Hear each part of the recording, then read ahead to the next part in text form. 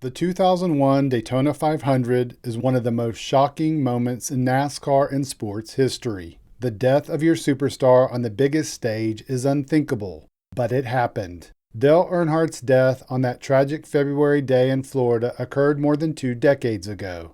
Fans, as is the case after any death of someone you're close to, might still be pained by his loss, but, as they say, time heals, and have accepted the legendary driver's death and moved on. Sadly, someone closely connected with the accident has not. Sterling Marlin still disturbingly watches the final laps of that race on a regular basis. Dale Earnhardt Jr. shockingly revealed recently on his podcast.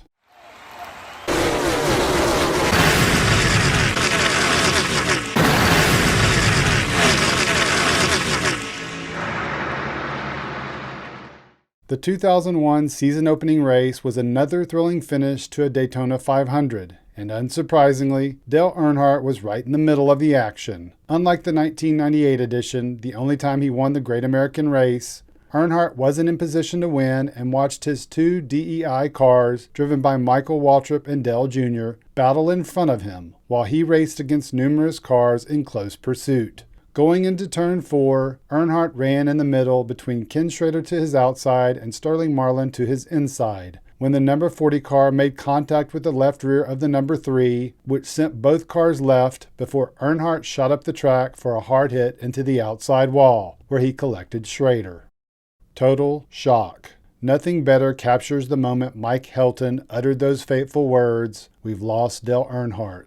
Sterling Marlin was in complete disbelief like everyone else. He was sad too, but his level of pain exponentially intensified overnight when he became the subject of death threats. Several days after the tragedy, Marlin held an impromptu teleconference to address the situation. Among his lengthy remarks, "It was just strictly a racing incident. Things happen and people are going to look for somebody to blame.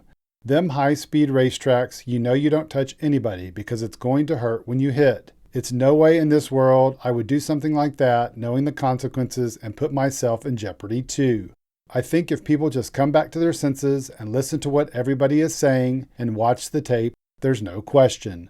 That's all I ask. Just use common sense and look at the tape. That's all you've got to do."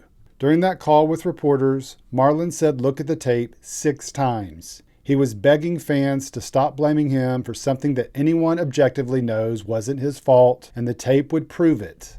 Incredibly and unfortunately, Marlin has taken his own advice to heart for the last 20-plus years. He's watched the tape over and over and over. That was learned this week when the 2-time Daytona 500 winner appeared as a season-opening guest on the Dale Jr. Download.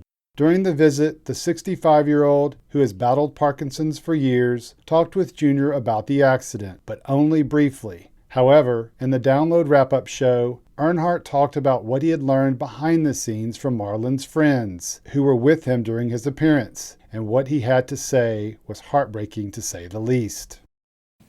He seemed like it's not something that bothers him, not something that he worries about, which is good. In talking to the folks that are with him during the interview, they said that, they told me Sterling probably once a month watches the last 10 laps of that race. Wow. Yeah. So Sterling wouldn't open up about it, but they said he came to the studio with a group of people and some friends of his and so forth, and which we like that. We like people to be here and support the people, and it makes the person in the chair more comfortable, whatever.